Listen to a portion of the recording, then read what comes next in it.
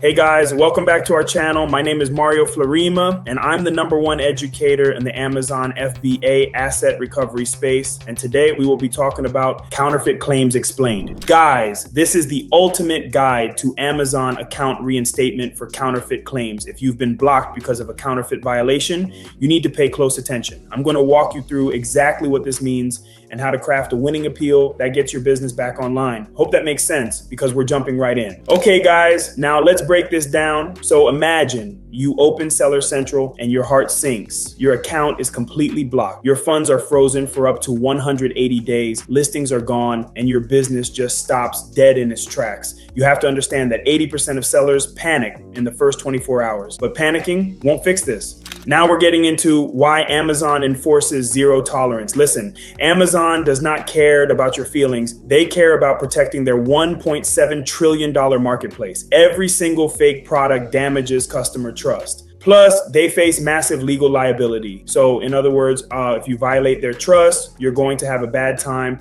with permanent account deactivation. Now we're diving into what Amazon actually looks at. There are 3 main sources for these claims: buyer complaints, rights owner reports, and Amazon test buys. Sometimes customers just misunderstand poor packaging or brand owners file formal IP reports.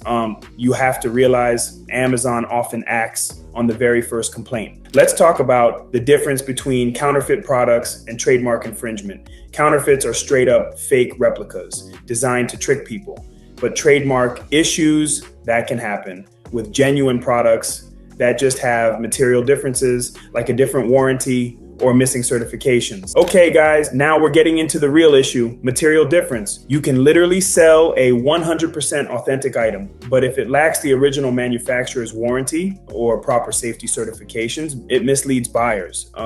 Yeah, that doesn't work. Amazon will strike you down. Okay, now we're talking about how this really works. Why do genuine sellers get flagged? Most of the time, it's just bad sourcing. Retail arbitrage receipts get rejected, or you have a silly ASIN mismatch. Sometimes it's even malicious claims from competitors actively trying to sabotage you. This happens to more sellers than people realize. One seller was using retail store receipts as proof of authenticity. He thought if the products were real, that would be enough. But Amazon rejected the documents almost immediately. Then we found another issue. Some of the ASINs on the invoices didn't fully match the listings. That small mismatch triggered the entire investigation. And while the seller thought he did nothing wrong, Amazon saw a documentation risk. Because guys, even genuine sellers get flagged when the paperwork falls apart.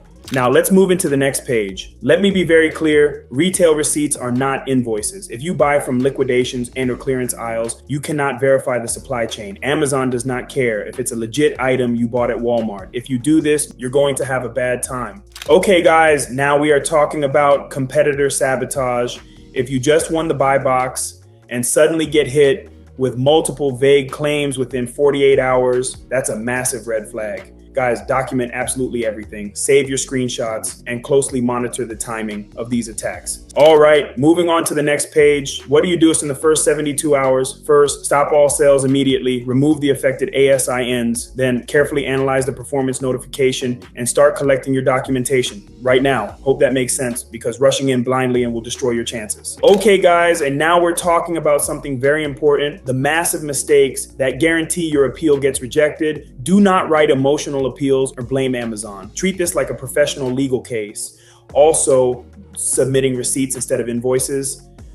Yeah, that doesn't work. Now let's break this down. You need 3 essential pillars: authorized invoices, letters of authorization from the brand, and a professional plan of action.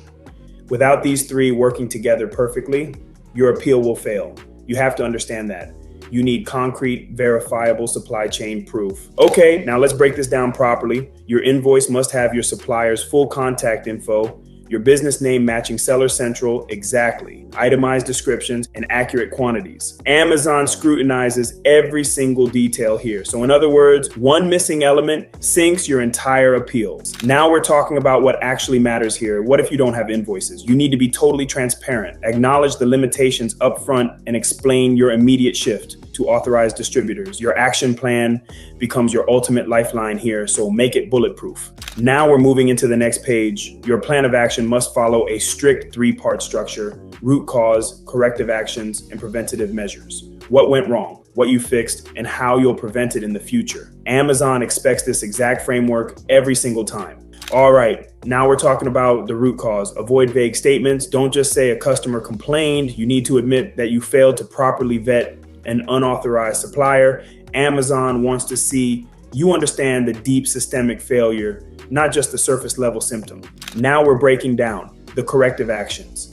This means things you've already done, not what you plan to do later. Have you recalled your FBA inventory? Have you cut ties with the unverified supplier? These actions must be completed right away. Okay, guys, moving on to the next page. Preventative measures are your long-term systemic changes. You need a full procurement protocol overhaul. Only source from authorized distributors. Train your team on Amazon's anti-counterfeiting policy and officially enroll in Brand Registry. Now we're getting into one of the most critical parts, proactive brand protection. Use the Amazon Brand Registry and the Transparency Program. Having those unique scannable codes gives customers confidence and fully blocks unauthorized sellers. It's the ultimate layered defense system. Get expert help and stay informed. Hope you guys found value in today's video and have a more clear understanding of what Amazon thinks when this suspension happens. If this video provides value, please like, share, and subscribe for more helpful content. If you're an Amazon reinstatement consultant and you're looking to see if you qualify to be in our Rios Inner Circle group, then feel free to check out the links below in our description section. We host free masterclasses every week where we dive more into specific topics like these and give you more details on how you can better assist your clients while saving you time, money, headaches, and most importantly, protect your business assets moving forward like always. See you guys next time.